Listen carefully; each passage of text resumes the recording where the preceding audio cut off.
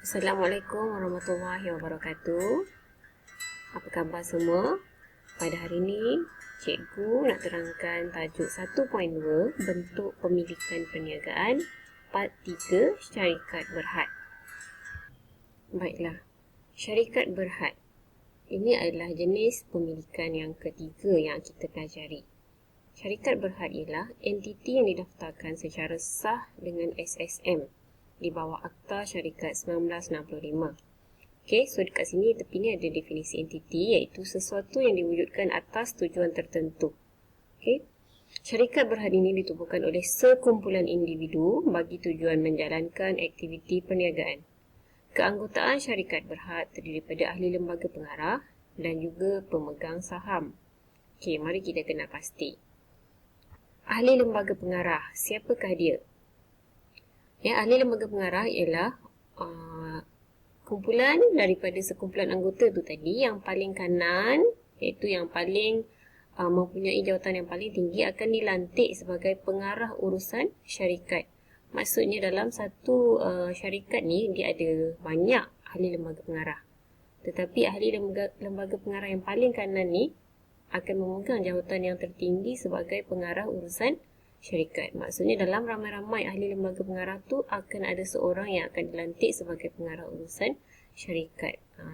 Jadi dalam carta organisasi, pengarah urusan ni dia akan duduk atas sekali. Okey, yang kedua, ahli lembaga yang lain pula akan mendapat jawatan-jawatan yang lain, iaitu pengarah eksekutif.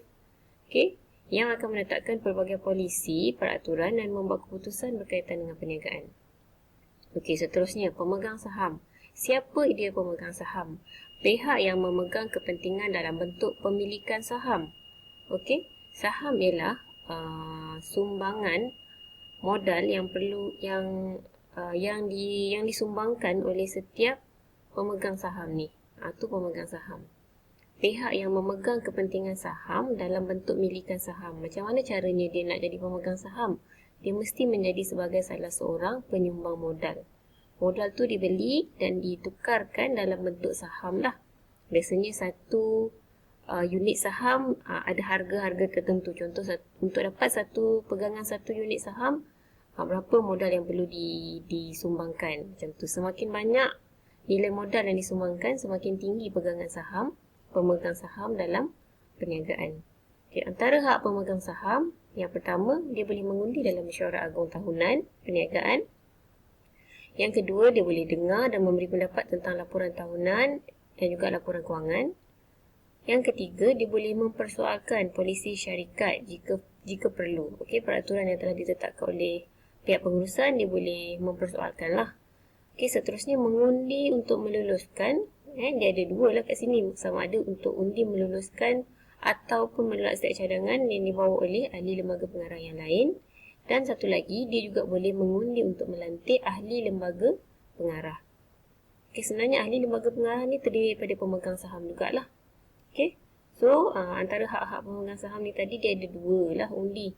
Dua mengundi kalau tengok kat sini. Satu undi untuk lulus atau tolak cadangan lembaga pengarah.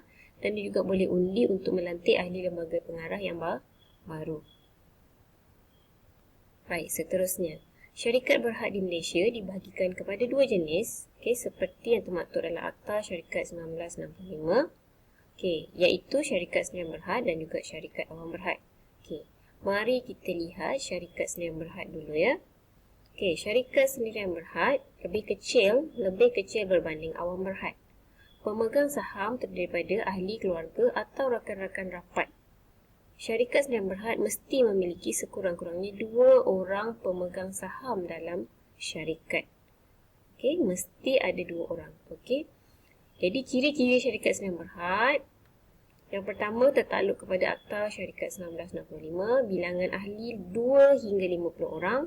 Saham tidak boleh diurus niagakan di Bursa Malaysia. Bursa Malaysia ni adalah satu tempat untuk jual beli saham. Jadi saham untuk syarikat ini tidak boleh diurus niagakan di Bursa Malaysia kerana syarikat sendirian berhad ni adalah milik biasanya dia adalah milik keluarga macam tu ya. Jadi dia tidak boleh diurus niagakan di Bursa Malaysia untuk orang awam beli.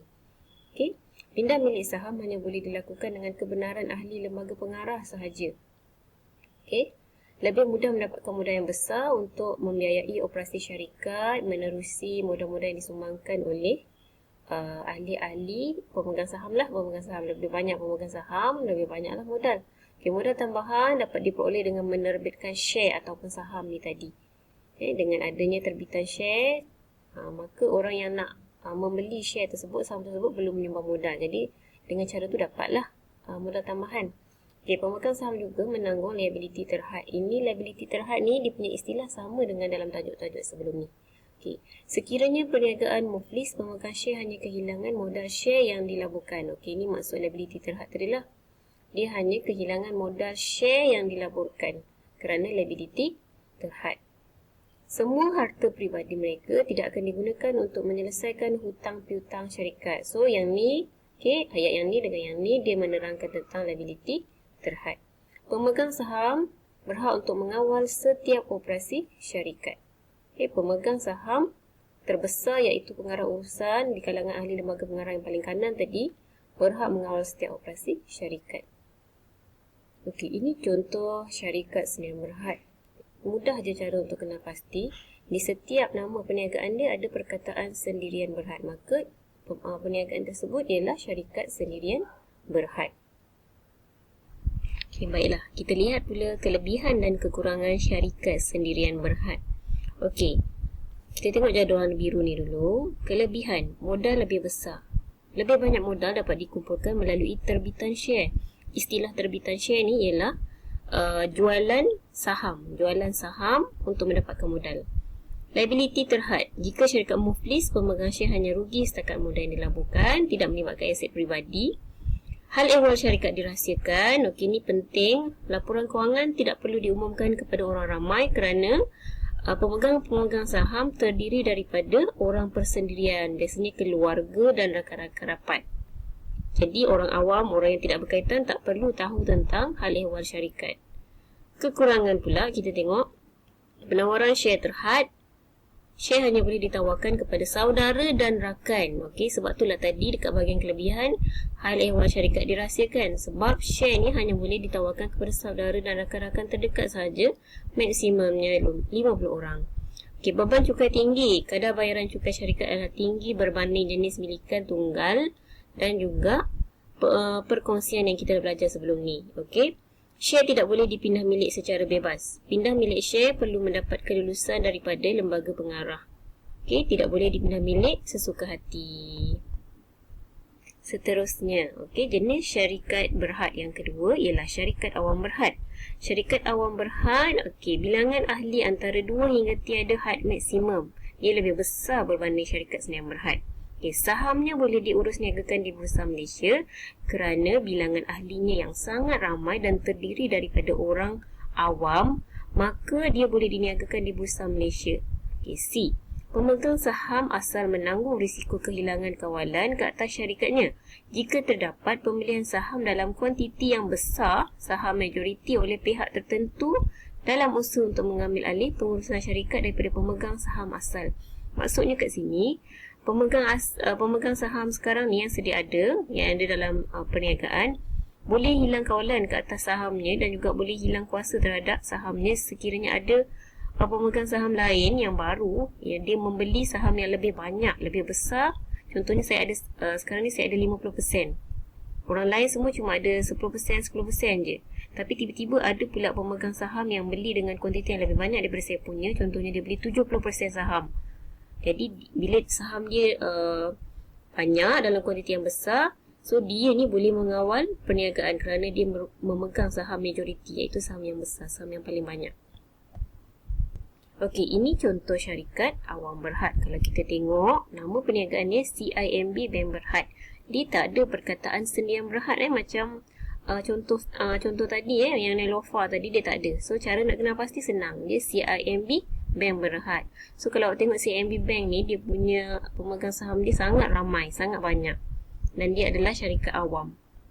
Syarikat awam berhad. Kita tengok pula elemen terakhir dalam syarikat berhad. Untuk kelebihan dan kekurangan syarikat awam berhad.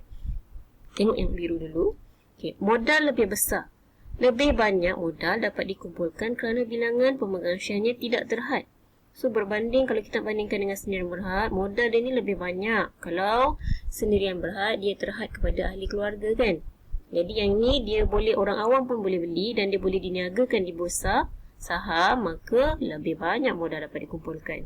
Menikmati ekonomi bidangan, maksudnya kat sini dapat menjalankan perniagaan besar-besaran dengan modal yang besar. Ekonomi bidangan ni maksudnya perniagaan secara besar-besaran. Okay, liability terhad. Okay, jika muflis hanya rugi setakat modal yang dilaburkan, yang ni samalah macam syarikat sendirian berhad tadi. Okay, kewujudan kekal. Syarikat ialah entiti yang berasingan daripada pemilik. Okay, ini entiti yang berasingan ni sama maksud macam dalam ciri-ciri PLT yang awak dah belajar dalam tajuk perkongsian. Okay, kekurangan. Proses penubuhan rumit. Pelbagai borang dan peraturan perlu dipatuhi kerana ini adalah perniagaan bersaiz besar dan melibatkan ramai pemegang saham.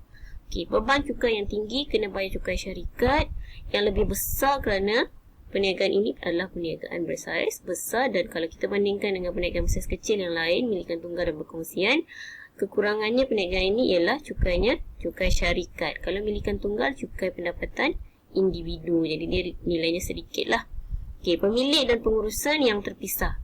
Syarikat diuruskan oleh ahli lembaga pengarah, terdapat risiko penyelewengan oleh pihak pengurusan. Okey, oleh kerana pemilik dan pengurusan ni entiti dia berasingan, maka ada risiko penyelewengan. Okey.